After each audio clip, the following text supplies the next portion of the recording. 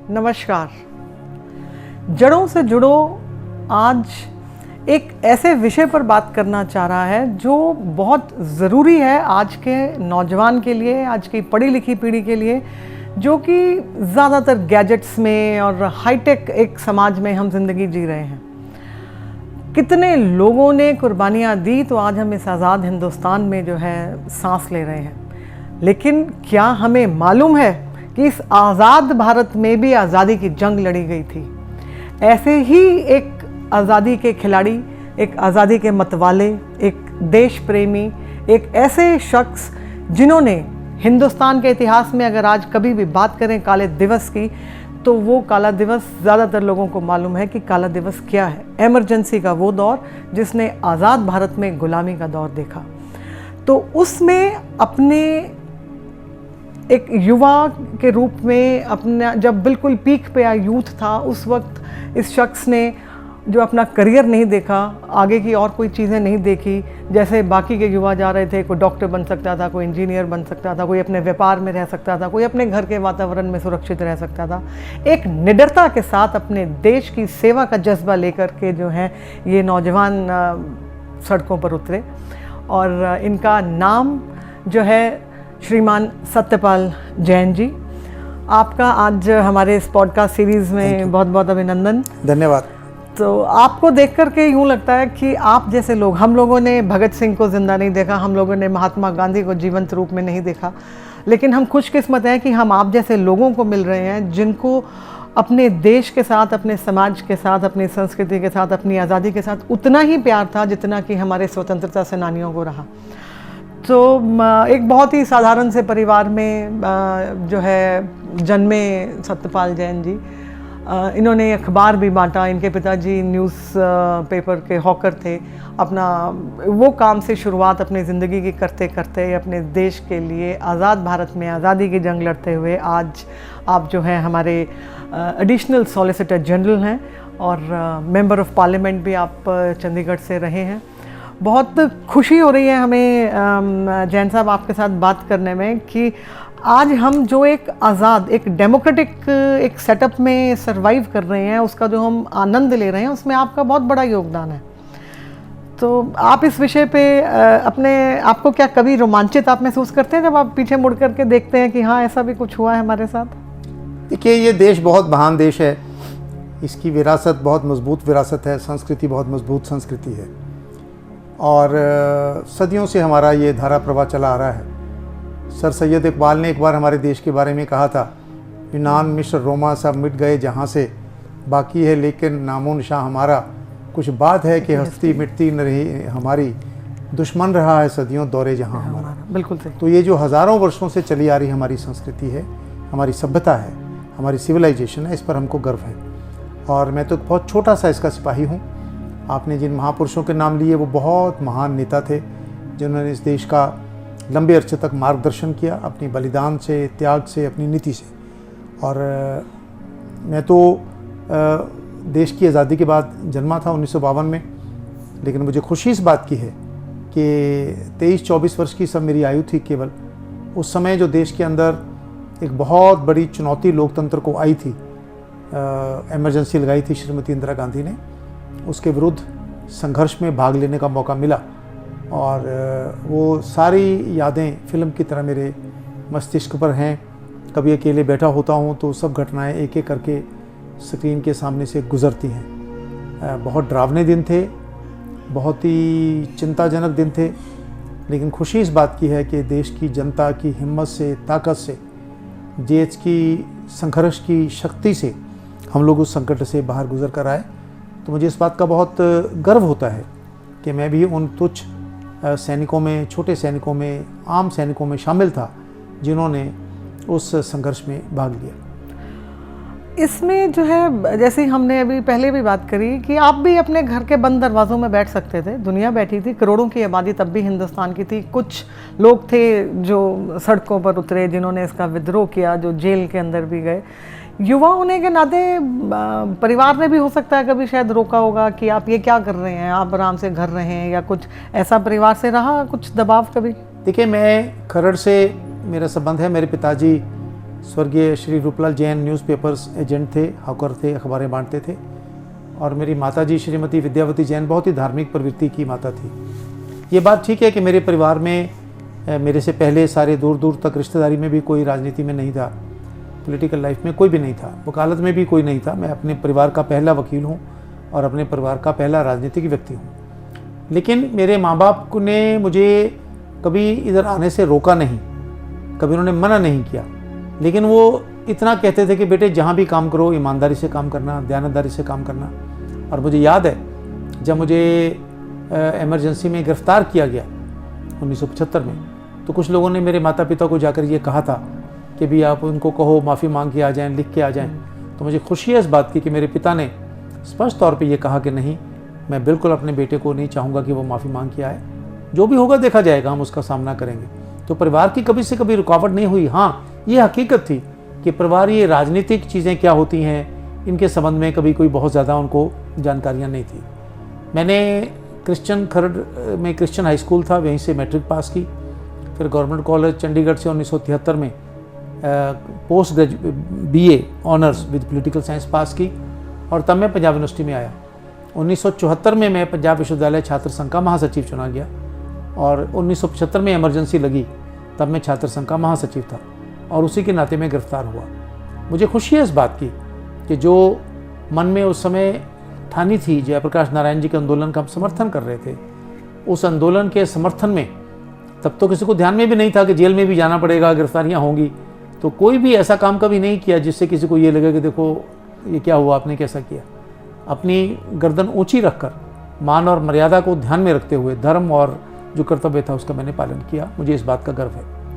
तो इमरजेंसी तो 25 को डिक्लेयर हुई थी और 26 जून को जो है एग्जीक्यूट इसको शायद कर दिया था, ऐसा ही हुआ था? ऐसा हुआ जी कि जून के प्रथम सप्ताह में शायद 1 या 2 जून को इलाहाबाद हाई कोर्ट के जस्टिस जगमोहन लाल सिन्हा ने, उनके पास श्रीमती इंदिरा गांधी के खिलाफ एक इलेक्शन पिटीशन थी। इलेक्शन पिटीशन थी कि रायबरेली से जो श्रीमती इंदिरा गांधी 1971 में लोकसभा का चुनाव जीती थी, उसको श्री राजनारायण जी ने चुनौती दी थी। उनका कहना था कि श्रीमती इंदिरा गांधी ने भ्रष्ट आचरण अपनाए, इस कारण उनके चुनाव को रद्द किया जाए। तो वो चुनाव का निर्णय आ गया और श्रीमती इंदिरा गांधी का चुनाव रद्द हो गया, 6 वर्ष के लिए उनको डिस्क्वालीफाई किया गया। इसी दौरान 73-74 से आगे चल के सारे देश में छात्र आंदोलन बहुत तेजी से चल रहा था। स्वर्गीय जयप्रकाश नारायण जी के नेतृत्व में देश का युवा सिंहासन खाली करो कि जनता आती है, भ्रष्टाचार के विरुद्ध सबके खिलाफ एक आंदोलन चलाए हुए था और वो आंदोलन अपनी चरम सीमा पे था। तो जब इलाहाबाद हाईकोर्ट का निर्णय आया तो अपेक्षा ये थी, मर्यादा ये मांग करती थी कि श्रीमती इंदिरा गांधी अपने पद से त्यागपत्र देती, लेकिन उन्होंने त्यागपत्र देने की बजाय सुप्रीम कोर्ट में इलाहाबाद के हाईकोर्ट के निर्णय के खिलाफ अपील डाली और अपने सलाहकारों से सलाह करके उस आदेश के अनुसार त्यागपत्र देने की बजाय देश में इमरजेंसी लगा दी। 25 जून की रात को इमरजेंसी लगी थी। भारत के इतिहास में शायद पहली बार हुआ कि रात को जब इमरजेंसी लगी तो देश की प्रधानमंत्री श्रीमती इंदिरा गांधी ने कैबिनेट की मीटिंग नहीं बुलाई थी। कैबिनेट की मीटिंग के अंदर ये पास नहीं हुआ था कि इमरजेंसी लगाई जाए। वो स्वयं ये प्रस्ताव लेकर फखरुद्दीन अली अहमद, उस समय देश के राष्ट्रपति थे, उनके पास गई और उन्होंने इमरजेंसी को स्वीकार किया। रात के अंधेरे में ये स्वीकार की गई थी और उससे तुरंत बाद प्रेस पे सेंसरशिप लग गई, रेडियो पे सेंसरशिप लग गई और जितने विपक्षी नेता थे उन सब की धड़ाधड़ गिरफ्तारियां शुरू हो गई थी। तो 25 रात को शुरू हुआ ये क्रम, 26 सुबह तक लगभग सभी प्रमुख नेता गिरफ्तार हो गए थे। और जब ये गिरफ्तारी की बात फैली तो फिर एक संदेश जाने लगा था कि भी बाकी सब बातें बाद में विचार करेंगे, फिलहाल अपनी गिरफ्तारी को अगर अवॉइड कर सकते हैं तो करिए। लेकिन तब तक प्रमुख नेता चौधरी चरण सिंह, श्री अटल बिहारी वाजपेयी जी, अडवाणी जी, चौधरी देवीलाल, ये सब, बादल साहब, ये सारे लोग जो थे वो मदन लाल खुराना, ये सब लोग गिरफ्तार कर लिए गए थे। ये कुछ ऐसी आपको तब फीलिंग आती थी जैसे अंग्रेज़ों के टाइम पे होता था कि हमारी प्रेस पे प्रतिबंध लगा दिया जाता था और रातों रात गिरफ्तार, अंधेरे में, रात के अंधेरे में गिरफ्तार हमारे स्वतंत्रता सेनानियों को किया जाता था। ये कुछ एक वैसा सही एक फेज़ हुआ कि देखिए, मैंने अंग्रेज़ों का दौर नहीं देखा था, मेरा जन्म 1952 में हुआ, पर जो लोग बताते थे कि अंग्रेज़ों के दौर में कैसे अत्याचार होते थे, कैसे पुलिस बिना बताए आपको पकड़ सकती थी, जेल में डाल सकती थी, तंग करते थे, वो हमने सुने थे। लेकिन जो ये आंखों से देखे इमरजेंसी के दौरान, ये उससे भी ज़्यादा खतरनाक थे।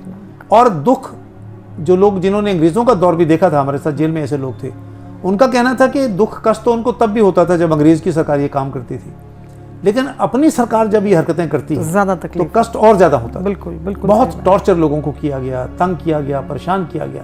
और कारण क्या था? सिर्फ एक कारण था, कोई देश पे संकट नहीं था, कोई देश के ऊपर भारी हमला नहीं हुआ था। सिर्फ ये था, सिर्फ और सिर्फ ये था कि इलाहाबाद के हाईकोर्ट के निर्णय के बाद और जयप्रकाश नारायण जी के आंदोलन के बाद श्रीमती इंदिरा गांधी को अपने पत्र से त्यागपत्र देना था। तो उन्होंने त्यागपत्र देने की बजाय इमरजेंसी लगाकर सबको जेल में बंद कर दिया। तो उसका उन्होंने खामियाजा भी बाद में भुगता। उनकी सीट्स भी कांग्रेस की जो अगले इलेक्शंस में काफ़ी नीचे जो है गई थी। क्योंकि ये चीज़ देखिए, हम किसी भी चीज़ को थोपना सिर्फ अपने पर्सनल इंटरेस्ट के लिए, जब आप राष्ट्रीय हित को पीछे रख देंगे और अपने हित को आगे रखेंगे तो उसका नुकसान देश को होना बहुत लाजमी है। और बड़ा वो ऐसा दौर, हम जब आपसे भी, मेरे को पता चला है आपके बारे में कि आपको भी बड़ा टॉर्चर उसमें किया गया, आपको करंट्स भी लगाए गए, तो ऐसे और भी जो कैदी थे उन सबके साथ कैसा व्यवहार, बड़ा अमानवीय व्यवहार रहता था। देखिए, जेल उस समय इमरजेंसी लगने के बाद, क्योंकि सेंसरशिप लग गई थी, रेडियो पे समाचार आने बंद हो गए थे, और उन दिनों मोबाइल नहीं होते थे, उन दिनों SMS नहीं होते थे, या रेडियो से खबर मिलती थी या अखबार पढ़ के मिलती थी। टेलीविज़न सेट भी नहीं उस तरीके से होते थे। अगर न्यूज़ आती थी तो सिर्फ दूरदर्शन की न्यूज़ होती थी, और वो भी छंट के आती थी सेंसर के कारण। हाँ। तो उस दौर में इमरजेंसी लगने के तुरंत बाद, क्योंकि इंदिरा गांधी बहुत निरंकुश हो गई थी, तो उनका नीचे प्रशासन भी बहुत अत्याचारी हो गया था। लोगों को पकड़ते थे, अंदर बंद कर देते थे, मारते थे, पीटते थे। केरला का एक लड़का शायद राजन या रंजन था, उसकी तो पुलिस कस्टडी में मृत्यु तक हो गई थी। मार पुलिस ने टॉर्चर कर करके उसको मार दिया था। यहाँ भी हमारे यहाँ कांग्रेस का एक सेशन हुआ जिसमें कुछ लोगों ने, देवकांत बरुआ जो कांग्रेस के अध्यक्ष थे, उनको काले झंडे दिखाए। श्री रामलाल गुप्ता आज वो एडवोकेट हैं, डॉक्टर राजन सुशांत जो हिमाचल में बाद में MLA बने, कालिया जी जो उनके साथ थे, ऐसे एक बहुत बड़ा समूह था, ग्रुप था उनका, जिन्होंने प्रदर्शन किया। उनको मार मार के बहुत बुरी हालत उन्होंने की थी। फिर एक कालिया जी का बेटा यहाँ कोई हैंडबिल वगैरह बांटता पकड़ा गया था, उसको बहुत बुरी तरह से मारा।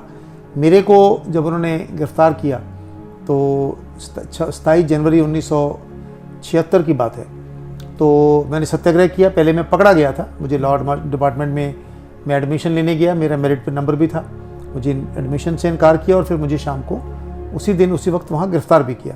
उसके बाद दोबारा जब मेरे को पकड़ा गया तो मेरे को CIA स्टाफ होता था सेक्टर 29 में, वहाँ पर लेकर गए और यहाँ मेरी उंगलियों पर, जैसे ये अंगूठी है, ऐसे बिजली की तारें, हल्की सी जो तारें बांधी गई, और उन तारों को बांध कर फिर एक सज्जन जहाँ करंट लगता था वहाँ खड़े हो गए थे, तो ऐसे डिप टिप करके वो करते थे, तो करंट आता था, झटके लगते थे। एक बार तो ऐसा लगता था कि शायद हो सकता है अगले क्षण जिंदा भी रहें या ना रहें। तो ये दौर उस समय का दौर था, कोई बोल नहीं सकता था, कह नहीं सकता था, इतना डरावना माहौल था कि रिश्तेदार भी मिलने आने से डरते थे, सगे संबंधी डरते थे, क्योंकि अगर पुलिस को मालूम हो जाता था, CID को मालूम हो जाता था कि ये व्यक्ति जेल में इनसे मिल के आया है, या इनसे बात करना चाहता है, या इनके नज़दीक है, या इनके संपर्क में है, तो उसको भी डर था कि उसको पकड़ के जेल के अंदर डाल देंगे। मैं जेल में रहा लगभग 1 वर्ष, चंडीगढ़ जेल में। सबसे कम उम्र का मैं कैदी था, 23 साल की उम्र थी मेरी उस समय। अच्छा। तो जब हमारे घर के लोग हफ्ते में एक दिन 1 घंटे का समय मिलने का होता था, लेकिन उस समय उस 1 घंटे में भी हम और परिवार के लोग खड़े हैं और बीच में एक CID का आदमी खड़ा होता था जो ये देखता था कि हम क्या बात कर रहे हैं। अगर वो हमको खाने के लिए कुछ देते थे तो उनके पास एक रॉड होती थी, तो रॉड से हिला के देखते थे कि इसमें कोई लेटर, कोई प्लास्टिक के कवर में तो नहीं है, कोई और चीज़ तो अंदर नहीं जा रही है, कोई चिट्ठी पत्री एक दूसरे को हम नहीं दे सकते थे, कोई समाचार पत्र एक दूसरे को नहीं दे सकते थे। तो बहुत ही अत्याचारी दिन थे वो। कभी भगवान ज़िंदगी में वो दिन दोबारा देश में ना लाए। और ये जब आप अपने ज़ुबान से ये चीज़ कह रहे हैं कि भगवान वो दिन दोबारा ना लाए, तो जब वो दिन चल रहे थे, जब वो समा चल रहा था, जब वो दौर चल रहा था, आप कष्ट झेल रहे थे और आपके साथ बाकी और भी लोग जो थे, तो ऐसी क्या चीज़ थी जो आपको वहीं अंदर ही बांधी रही? कि ऐसा कभी विचार नहीं आया कि छोड़ो यार, अपना एक अगर माफ़ी मांगने से कुछ काम चलता है तो हम एक कोई शॉर्टकट मारने का, बाहर निकलने का, कभी कोई मन में ऐसा विचार नहीं आया? देखिए, ये संघर्ष लगभग 2 वर्ष तक चला था। जून 1975 में इमरजेंसी लगी, मार्च 1977 में लोकसभा के चुनाव हुए, तो लगभग 1.25-2 वर्ष का ये बहुत अंधेरा काल था। ये बात ठीक है, बहुत लोगों के मन में ये बात आई कि भाई इतना लंबा संघर्ष है, हम नहीं लड़ सकते, किसी को परिवार के कारण, किसी की व्यक्तिगत कारण, सेहत के कारण। और कुछ लोग, चंद लोगों ने लिख कर दिया, माफ़ी मांगी, जो उस समय का प्रोटोकॉल था। और कुछ लोग आ भी गए थे, कुछ लोग मजबूरी के कारण आए थे, कुछ लोग सुविधा के कारण आए थे। लेकिन कम से कम मैं उन हज़ारों भाग्यशालियों में था जिनको ये लगता था कि भाई देखिए, हमने बचपन से आरएसएस की शाखाएं देखी हैं, विद्यार्थी परिषद में काम किया है, मंचों पर जाकर भाषण देते थे कि टूट सकते हैं मगर हम झुक नहीं सकते, अपने आदर्श के लिए लड़ेंगे। हमने भाषणों में जयप्रकाश नारायण जी, स्वर्गीय भगत सिंह जी, ऐसे बहुत सारे लोगों की उदाहरणें हम दिया करते थे। हमारी तरफ देश देख रहा है, समाज देख रहा है, अगर हम ही मैदान छोड़कर भाग जाएंगे तो फिर ये सुख सुविधाएं किस काम आएंगी। तो मुझे मालूम है मेरा अपना मन बिल्कुल दृढ़ रहा, कभी ऐसा विचार आया ही नहीं कि लिख कर दें। और सबसे बड़ा सहयोग मुझे मेरे परिवार से मिला। मेरी माता जी ने, मेरे पिताजी ने, मेरे भाइयों ने, बड़े ने, छोटे भाई ने, सब ने एक स्वर से कहा कि नहीं, हम चाहते हैं हमारा भाई जिंदा रहे, लेकिन अगर कहीं वो नौबत भी आ गई तो माफ़ी मांगने से तो फिर शहीद होना जेल में ज़्यादा बेटर है, ऐसा कभी नहीं करना। और मुझे खुशी है इस बात की कि सारी यातनाएं जेल सहने के बाद भी कभी ऐसी हरकत नहीं की जिस पर बाद में हमें शर्मिंदा होना पड़े। देखिए कितना ज़रूरी है एक परिवार में एक अच्छा संस्कार होना। परिवार, जैसा हम अक्सर कहते हैं कि एक समाज की सबसे छोटी लेकिन सबसे मजबूत इकाई है। तो हमारा अभिभावकों के रूप में इनकी बात सुन करके बड़ा एक क्लियर सा, एक माँ होने के नाते मैं ये इनसे मैसेज आज लेकर के जा रही हूँ कि मेरे परिवार में संस्कार देना समाज के प्रति, अपने जो है देश के प्रति, अपने राष्ट्र के प्रति, ये मेरा कर्तव्य है। जैसे इन्होंने कहा कि पूरा राष्ट्र जो है इनको देख रहा था, तो ये एक थॉट घर में सिर्फ यही बात होना कि भाई पड़ोसी के पास तो इतना बड़ा बंगला है, उसके पास इतनी बड़ी गाड़ी है, उसकी इतनी प्रॉपर्टी है, ये बातें ना करके हमको घर में, अपने परिवार में राष्ट्र के साथ जुड़ी हुई, अपने मानवता के साथ जुड़ी हुई बातचीत करते रहना चाहिए, ताकि परिवार में संस्कार बने। परिवार से ही समाज बनेगा, उसी से राष्ट्र बनेगा। ये बहुत आवश्यक है। देखिए, मैंने जैसा कहा ना, मेरा जन्म तो 1952 में हुआ था। हमने तो अंग्रेज़ की यातनाओं की कहानियाँ सुनी थी, और वो सुनते सुनते जब 23-24 वर्ष की आयु आई तब देखा कि अपनी सरकार भी उसी रास्ते पे चल रही है। तो जब हम अंग्रेज़ों की हुकूमत के विरुद्ध संघर्ष किया और सारा हमने सुना, पढ़ा, कैसे लोगों ने अपनी कुर्बानियाँ दी, बलिदान दिए, वीर सावरकर जैसे लोग जेलों के अंदर किस बुरी तरह से उनको तंग किया गया, परेशान किया गया, किस हालात में उनको रखा गया, तो जब हम उनकी गाथाएं लोगों को सुनाते थे, उसकी निंदा हम करते थे, तो अगर हमको भी अब संघर्ष करने का मौका आया है तो हमें पीछे नहीं हटना चाहिए। बिल्कुल। और मुझे याद है, मैं 1998 में जब मैं लोकसभा का सदस्य बना तो एक पार्लियामेंट्री डेलीगेशन में हम अंडमान निकोबार गए थे, और हमको वो सेलुलर जेल भी जाने का मौका मिला। तो हमें वहाँ के प्रशासन, सभी एमपीज़ को सेलुलर जेल, आपने देखा होगा हॉस्टल के वार्ड्स की तरह होती है, वो लंबे कॉरिडोर, तो उस कोठरी में लेकर गए जहाँ वीर सावरकर को रखा गया था। ये 1998 की बात है। अच्छा। वो रहे तो बहुत देर पहले थे। तो उस कोठरी में, वो कच्ची कोठरी थी, अंदर से लिपा हुआ, और उन दिनों पीली मिट्टी जो होती थी उसकी वो दीवारों पर लिपाई करते थे जी। और जब बारिश होती थी, और अंडमान निकोबार में तो लगातार बारिशें होती हैं, तो ये जो लिपाई की होती है, इसकी अपने किस्म की एक गंद, बदबू आती है, स्मेल आती है जो टॉलरेबल नहीं होती है। तो हमें जब उस कोठरी में लेकर गए, हम एमपीज़ गए, तो 8-10 मिनट के बाद ही हमको वहाँ खड़ा होना मुश्किल नज़र आ रहा था। 1998 की बात है। तो हम बैठे वहाँ सोच रहे थे, मेरे मन में आ रहा था कि देखिए हम 10 मिनट में परेशान हो गए हैं, और वो महान नेता जिनकी हम गाथाएं गाते थे, सुनाते थे, अच्छा हुआ उनके आदर्श पर हम चले, वो 10 वर्ष यहाँ रहे। और हमें जब हैरानी हुई, जब बताया गया कि वीर सावरकर और उसके भाई दोनों यहाँ थे, 10 वर्ष की जेल में रहे, लेकिन एक दूसरे को मालूम नहीं था कि उनका भाई उसी जेल में है। इतनी अत्याचार और यातनाएं अंग्रेज़ देता था। और जब वही यातनाएं 1975 में अपने लोगों को श्रीमती इंदिरा गांधी की सरकार द्वारा दी गई, तो मुझे खुशी है कि देश का अधिकांश युवा भी, बुजुर्ग भी, सब लोग उसके विरुद्ध खड़े हुए। हम 23-24 साल का मैं था, हमारे साथ और भी बहुत सारे नौजवान नेता थे, सारे देश में नौजवान जेलों में थे, और 70-75, 80-80 साल के बुजुर्ग भी थे। जयप्रकाश नारायण जी जेल में थे, मोरारजी भाई जेल में थे, हर उम्र के, सब उम्र के लोग जेल में थे। और मुझे याद है जब हम जेल में थे, चंडीगढ़ जेल में, तो 2-3 बार ऐसा हुआ कि हमको एक पर्टिकुलर एरिया में जाने से रोका गया था। अच्छा। कि आप जेल में अब इस तरफ कुछ दिन नहीं जाएंगे। तो बाद में हमको मालूम हुआ कि उसी जेल में एक हफ्ते के लिए जयप्रकाश नारायण जी को रखा गया था, अच्छा। उसको बाद में फिर हॉस्पिटल में शिफ्ट किया गया। उसी जेल में 1 हफ्ते के लिए चंद्रशेखर जी को रखा गया था, 1 हफ्ते के लिए विजय कुमार मल्होत्रा भी यहाँ लाए गए थे। अच्छा, उसी जेल के अंदर। और लेकिन सबके सब बिल्कुल चट्टान की तरह अडिग थे। जो होगा देखा जाएगा, झुकेंगे नहीं। जो अटल जी कहा करते थे, टूट सकते हैं मगर हम झुक नहीं सकते, वो वाक्य हमने अपनाया और उसके अनुसार हम लोगों को गर्व है कि उस मर्यादा पर, उस कसौटी पर हम खरे उतर पाए। बिल्कुल सही बात कि जैसे हम ये कह सकते हैं कि अगर हम चाहते हैं कि हमारा, देखिए भारत इस वक्त सबसे युवा देश है पूरी दुनिया में, अगर हम चाहते हैं कि हमारा देश एक सुदृढ़ स्थिति में रहे तो बहुत ज़रूरी है ये 3 या 4 सस्से जिसको हम कहते हैं कि अच्छा संस्कार, अच्छा साहित्य, अच्छा संगीत और अच्छे स्थानों पर जाते रहना। ये 4 ऐसी चीज़ें हैं जो आपको बड़ी पॉजिटिविटी, उनका ऑरा आपको बहुत इफ़ेक्ट करता है। तो ये अगर परिवार की बात है तो परिवार में अभिभावकों की, अगर ये समाज की बात है तो समाज में जो लोग अलग अलग रूप से काम कर रहे हैं, प्रशासन की, हर तरह के जो है प्लेटफॉर्म्स जो भी एग्जीक्यूट कर सकते हैं उनको ये एग्जीक्यूट करना चाहिए।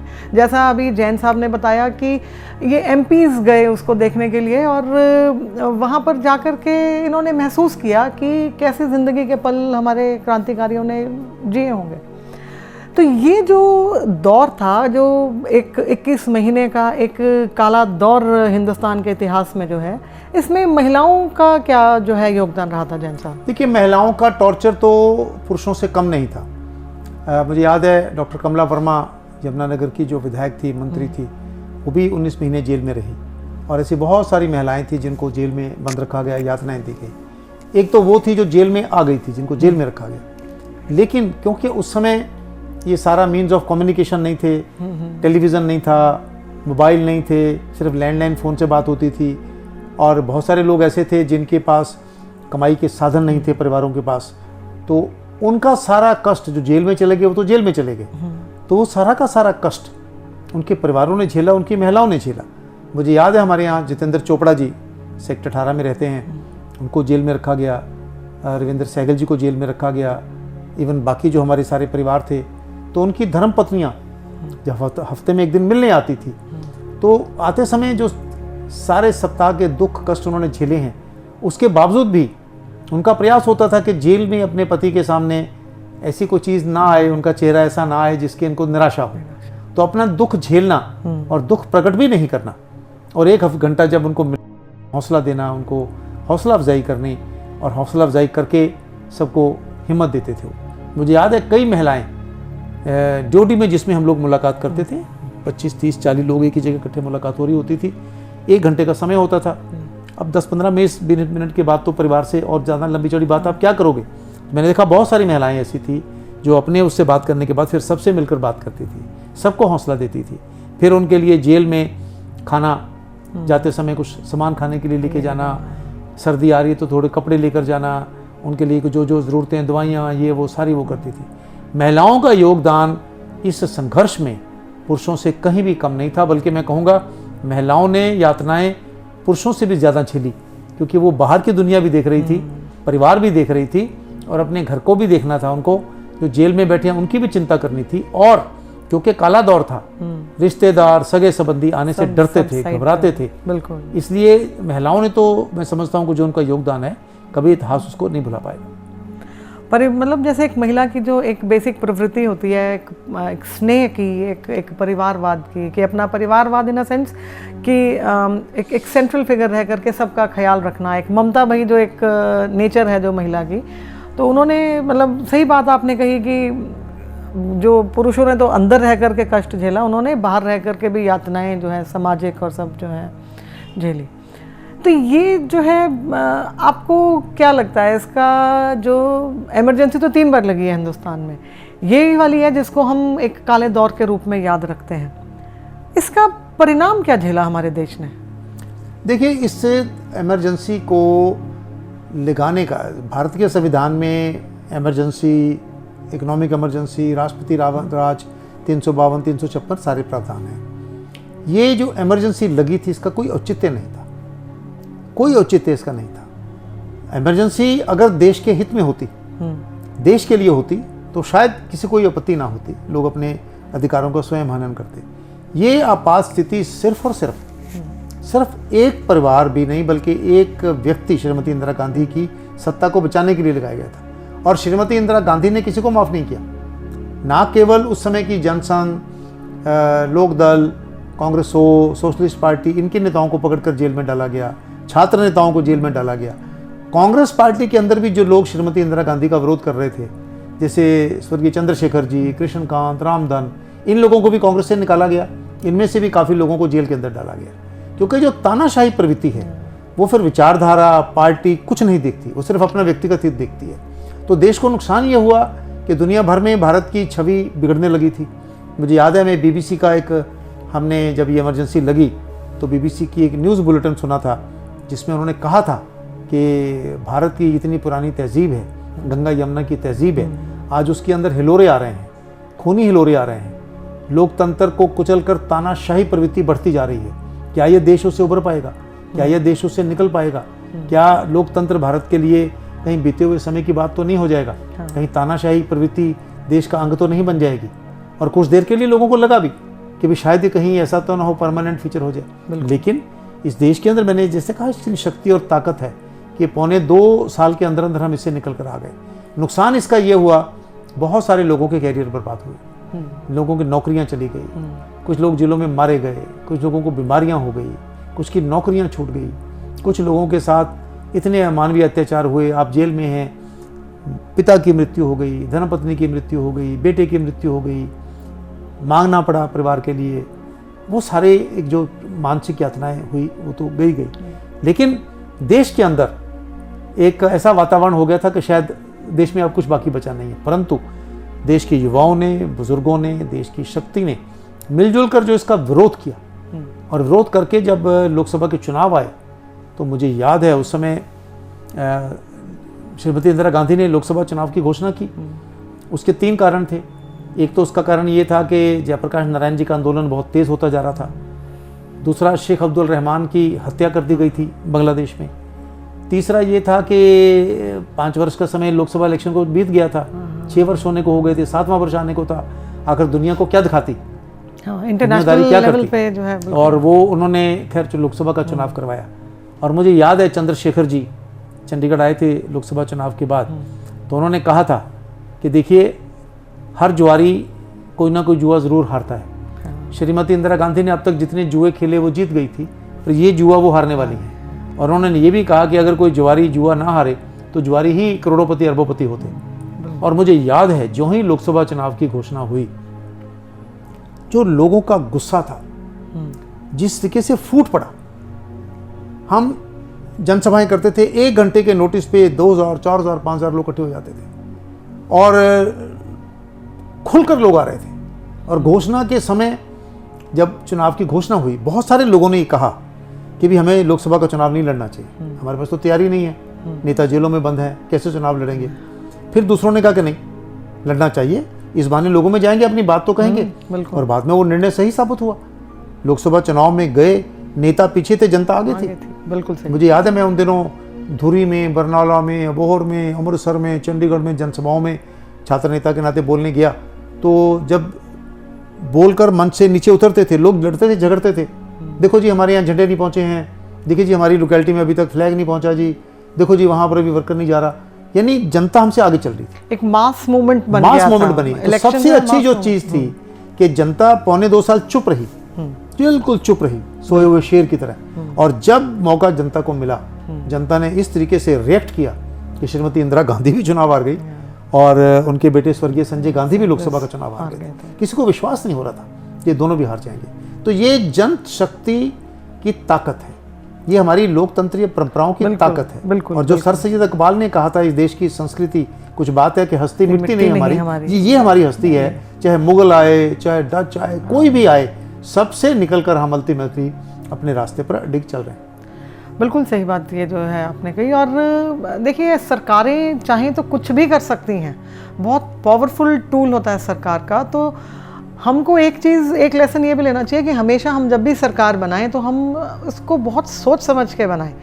कभी किसी पर्सनल ऑब्लिगेशन में या किसी पर्सनल रिवेंज के चलते सरकारों को बनाने का निर्णय नहीं लेना चाहिए, और हमारा एक कीमती वोट सरकार बनाने में अपना योगदान देता है। तो आम जनता के लिए ये एक मैसेज है कि जब भी सरकार बनाने का हमको मौका मिले, वो चाहे हमारी पंचायत लेवल से हो चाहे लोग सेंट्रल लेवल तक की, हम ये इस चीज़ का ध्यान रखें कि हम जो सरकार बना रहे हैं वो राष्ट्रहित को सर्वोपरि रखेगी या नहीं रखेगी। तो इसमें जो है हम जैन साहब एक चीज़ और आपसे पूछना चाहेंगे कि ये जैसे ये दौर आया तो इसका प्रावधान भी कोई ऐसा नहीं था कि ऐसे मतलब क्या हमारे कॉन्स्टिट्यूशन में ऐसे कुछ चेंजेस या हमारे कुछ लॉज में कुछ ऐसे कुछ चेंजेस इसके बाद किए गए कि ऐसा कुछ कर सकते हैं या नहीं कर सकते हैं, या कुछ ये जब 1976 में इमरजेंसी लगाई गई तो उस समय भारत के संविधान की धारा के अनुसार लगाई गई जहाँ प्रावधान था ऐसा।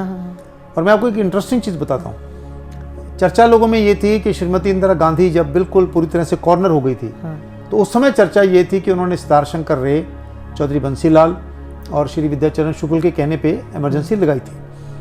उसके लंबे अरसे बाद चौधरी बंसीलाल जी से भाजपा का अलायंस हुआ, हमारे मुख्यमंत्री बने, मेरे बड़े अच्छे संबंध उनके साथ थे। एक दिन मैंने उनसे पूछा कि चौधरी साहब एक बात बताइए आप कि इमरजेंसी में आप उसके हक में थे, हम तो विरोध में थे, आज हम इकट्ठे हैं। इस बात की चर्चा बहुत थी कि इमरजेंसी लगवाने में आपका बहुत बड़ा हाथ था। मैंने उनसे सवाल पूछा और बंसीलाल जी बहुत स्पष्ट वक्ता थे, साफ थे, मेरे से उनके बहुत अच्छे संबंध थे। उन्होंने कहा जैन साहब ये बात गलत है, मन ने इमरजेंसी ना लगवाई। तो मैंने कहा क्या हुआ? बोला हुआ न्यूँ कि हम उस दिन लिफ्ट में आ रहे थे, इंदिरा जी वो उस समय डिफेंस मिनिस्टर थे, इंदिरा जी, बंसीलाल और शशि शंकर रे। तो जब हम लिफ्ट में आए तो इंदिरा जी ने कहा कि ये मुझे बहुत तंग कर रहे हैं ये लोग, या प्रकाश वगैरह की तरफ इशारा किया, तो इसका कुछ रास्ता निकालना चाहिए। तो सिद्धार्थ शंकर रे ने कहा कि मैडम रास्ता निकल सकता है। तो कहते इतने में लिफ्ट आकर रुक गई उस फ्लोर पर जहाँ पीएम का ऑफिस था। तो बोला मैं निकल कर अपने कमरे में चला गया कि मुझे उन्होंने नहीं कहा कि आप हमारे साथ आइए, और सिद्धार्थ शंकर रे इंदिरा जी के साथ उनके कमरे में चले गए। तो सिद्धार्थ शंकर रे एडवोकेट थे, बहुत प्रोमिनेंट एडवोकेट थे। उन्होंने संविधान खोलकर श्रीमती इंदिरा गांधी को दिखाया कि ये आर्टिकल है, इसके अंतर्गत आप इमरजेंसी लगा सकते हैं, और अगर आप इमरजेंसी लगा देंगी तो सारे फंडामेंटल राइट सस्पेंड हो जाएंगे, सारे आप जो चाहें कर सकेंगे, आपको कोई दिक्कत परेशानी नहीं होगी, सेंसर लगा दो, जो मर्जी लगा दो।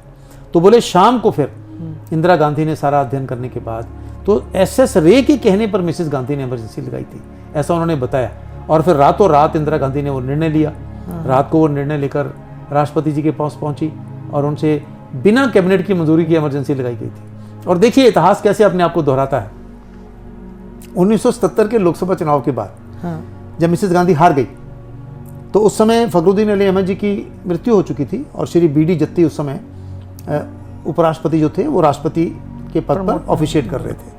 तो जब श्रीमती इंदिरा गांधी अपना त्याग पत्र लेकर गई तो उन्होंने कहा बैठी, तो उन्होंने कहा मैं इंदिरा जी मैं आपको एक बात कहना चाहता हूँ, आपकी सरकार हार गई, आप जा रही हैं, आप त्याग पत्र लेकर आई हैं, लेकिन आपने इमरजेंसी अभी भी लागू है। अच्छा, तो ऐसा ना कहीं हो कि नई सरकार बनने के बाद इसी इमरजेंसी के अंतर्गत वो आपको और आपके नेताओं के साथ वही व्यवहार करना शुरू कर दें जो आपने उनके साथ किया था।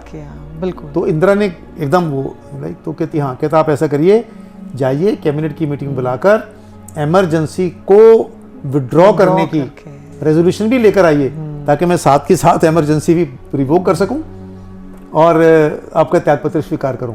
तो जिस मिसेस गांधी ने स्वयं इमरजेंसी लगाई थी चुनाव हारने के बाद, उसी इंदिरा की सरकार ने इमरजेंसी वापस भी ली, क्योंकि लोगों का मैंडेट मिलने के बाद, जिससे वो मैं उदाहरण मैं समझता हूँ दूं या ना दूं कि 100 प्याज भी खाए और 100 कोड़े भी खाए, तो वो उन्होंने उस समय कहा। लेकिन ये एक सबक था हिंदुस्तान के पॉलिटिशियन के लिए, क्योंकि उस समय कोई सोच नहीं सकता था कि श्रीमती इंदिरा गांधी भी चुनाव हार सकती है या स्वर्गीय संजय गांधी चुनाव हार सकते हैं। चंडीगढ़ से उस दिन जब परिणाम आने शुरू हुए, कृष्णकांत जी जनता पार्टी के उम्मीदवार थे, तो मैं उनके चुनाव में बहुत सक्रिय रूप से भाग ले रहा था। हम चुनाव चंडीगढ़ का छोटा था, कुछ 6-7 बजे के करीब चुनाव परिणाम घोषित हो गया, बहुत अच्छे मार्जिन से जीते। तो हम जुलूस में आ रहे थे, तो लगभग 7, 7:30 के करीब किसी ने समाचार दी कि इंदिरा गांधी और संजय गांधी चुनाव हार गए।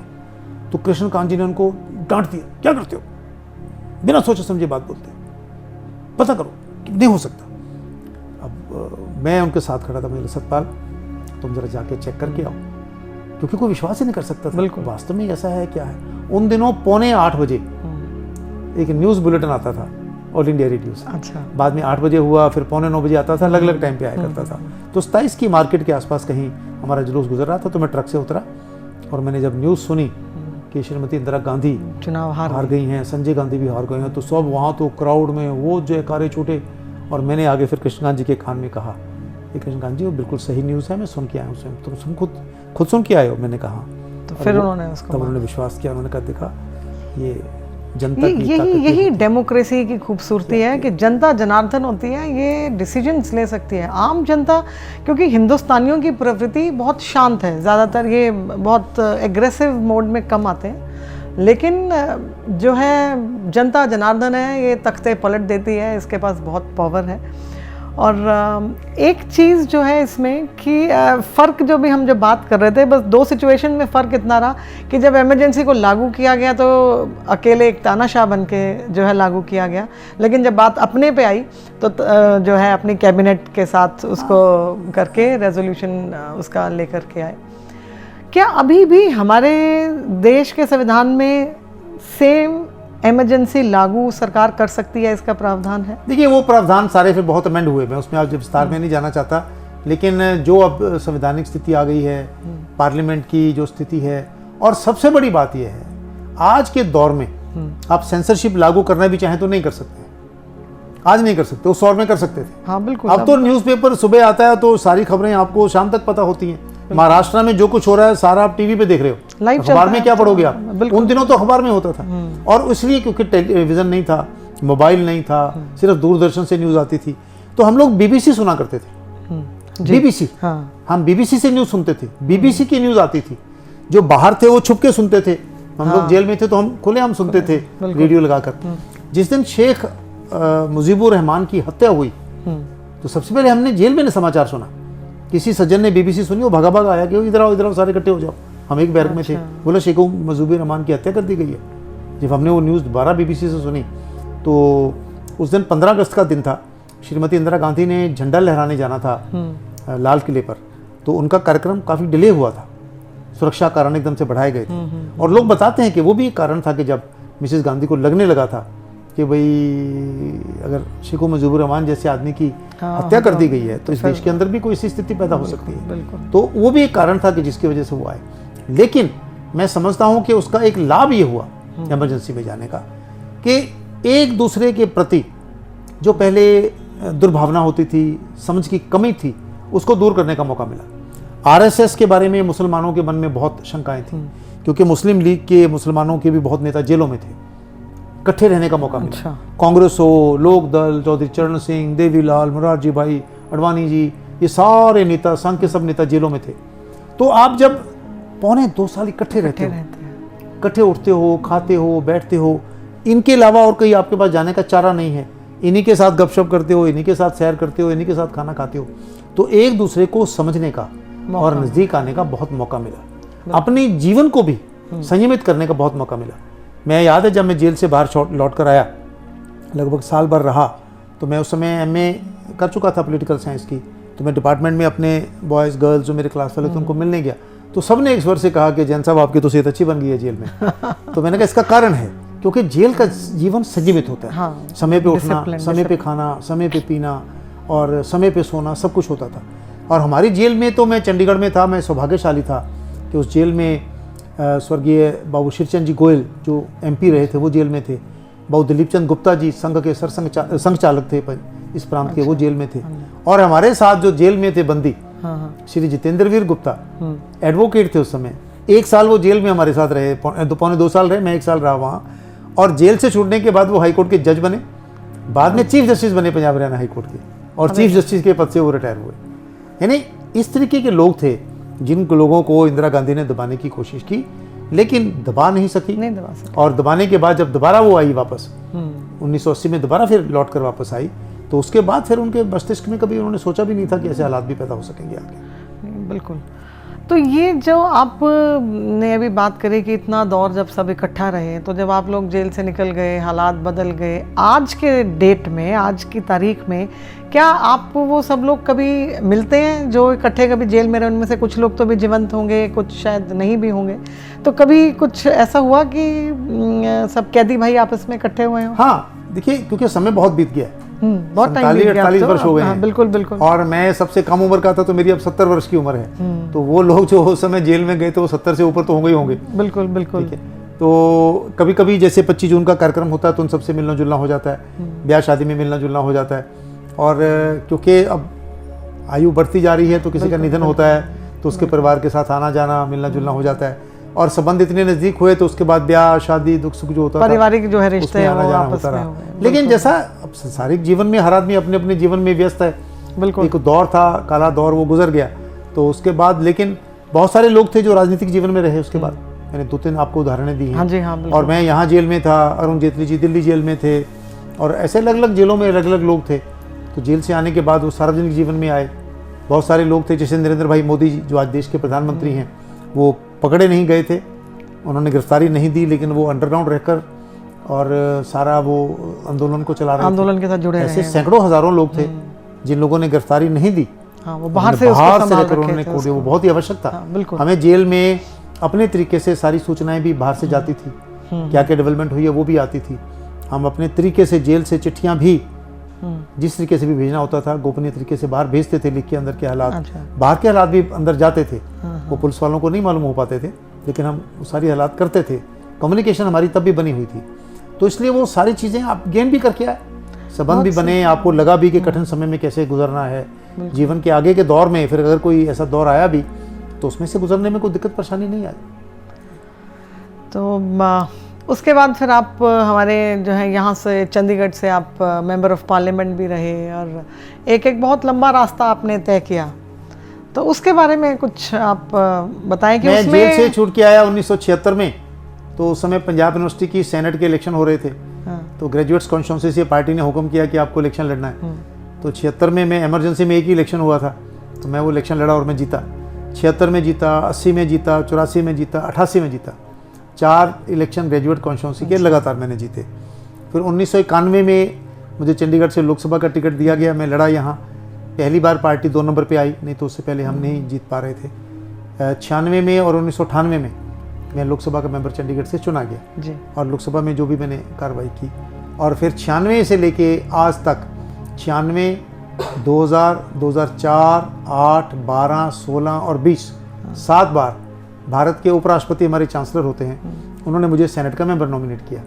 तो 7 ये और 4 इलेक्शन, ये 11वीं टर्म मेरी पंजाब यूनिवर्सिटी सेनेट की है। मैं वहाँ का सीनियर मोस्ट मेंबर हूँ।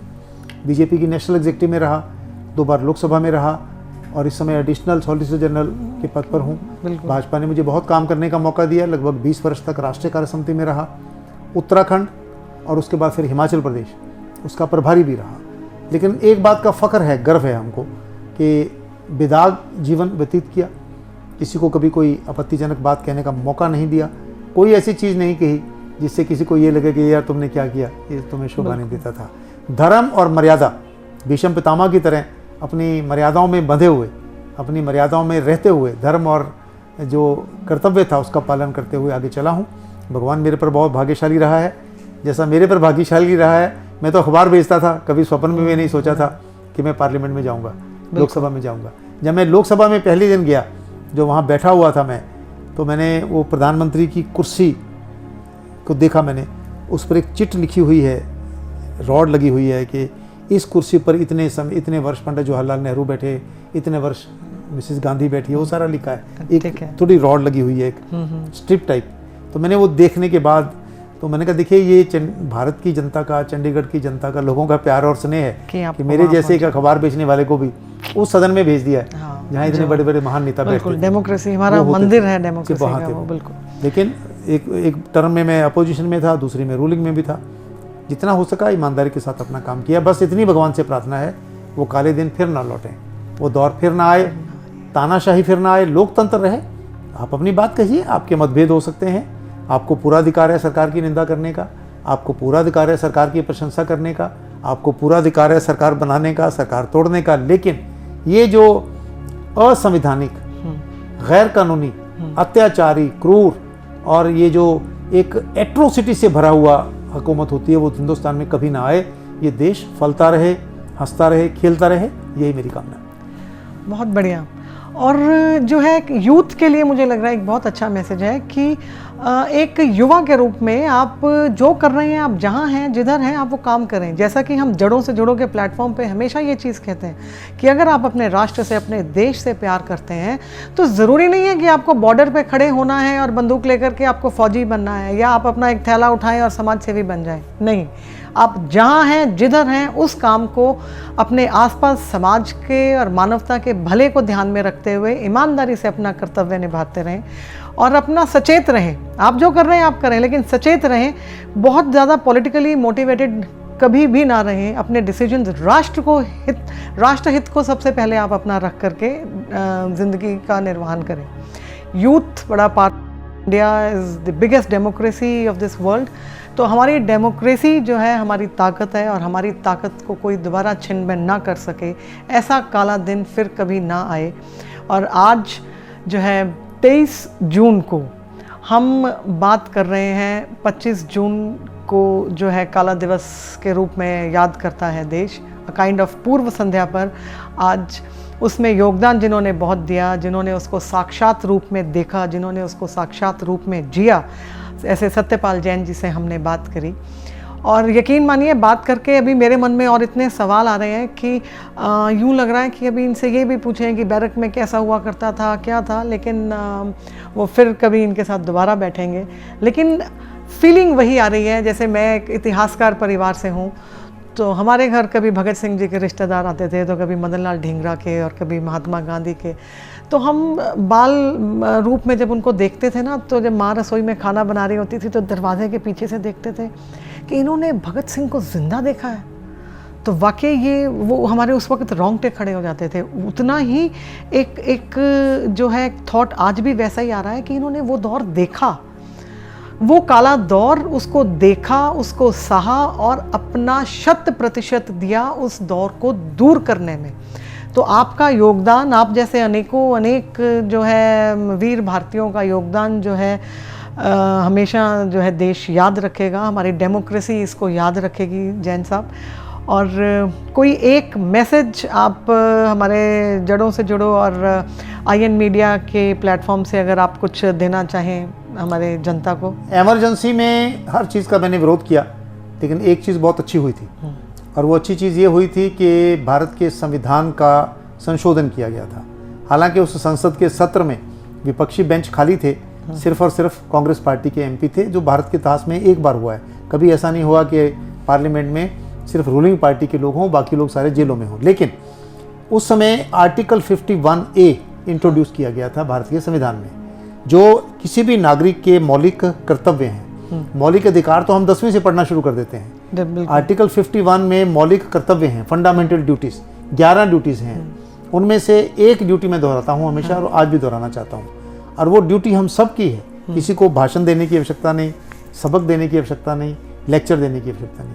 हम सब की भारत के संविधान के अनुसार एक ड्यूटी है, to strive for achieving excellence in all walks of life. जिंदगी के जिस भी दौर में आप हैं, उच्चतम शिखर तक जाइएगा। आप वकील हैं तो उच्चतम वकील बनो, आप हाउस वाइफ हैं तो उच्चतम हाउस वाइफ बनो, आप पीएन हैं तो सबसे बढ़िया पीएन बनो, क्लर्क हैं तो सबसे बढ़िया क्लर्क बनो, डॉक्टर हैं तो सबसे बढ़िया डॉक्टर बनो, दुकानदार हैं तो सबसे बढ़िया दुकानदार बनो। जीवन का जो भी दौर में आप हैं, to strive for achieving excellence in all walks of life. जीवन के हर पहलू में उच्चतम शिखर तक पहुंचने का प्रयास हम लोग करें।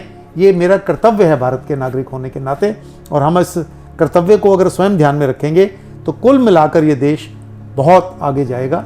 हम सब के कर्तव्यों में से ही देश की ध्वनि आगे निकलेगी। बहुत खूबसूरत जो है मैसेज जो जैन साहब ने दिया, और वाकई ही हम एक जो है सर्वोच्च मानव का जो एक क्राइटेरिया है हम उसको अचीव करने का प्रयास करें, एक अच्छा इंसान बनने की कोशिश करें और एक गुरूर के साथ, एक गर्व के साथ एक नागरिक होने के नाते हमेशा ये महसूस करें कि हम बहुत खुशकिस्मत हैं कि हमने इस भारत भूमि में जन्म लिया। तो आप अपना जहाँ हैं, जिधर हैं, तरक्की करें और काले दिवस के बारे में और ज़्यादा जानकारी प्राप्त करें और डेमोक्रेसी के सर्वाइवल के लिए हमेशा जो है अपना बेस्ट दें। इन शुभकामनाओं के साथ आप सबका बहुत बहुत शुक्रिया। Thank you. धन्यवाद।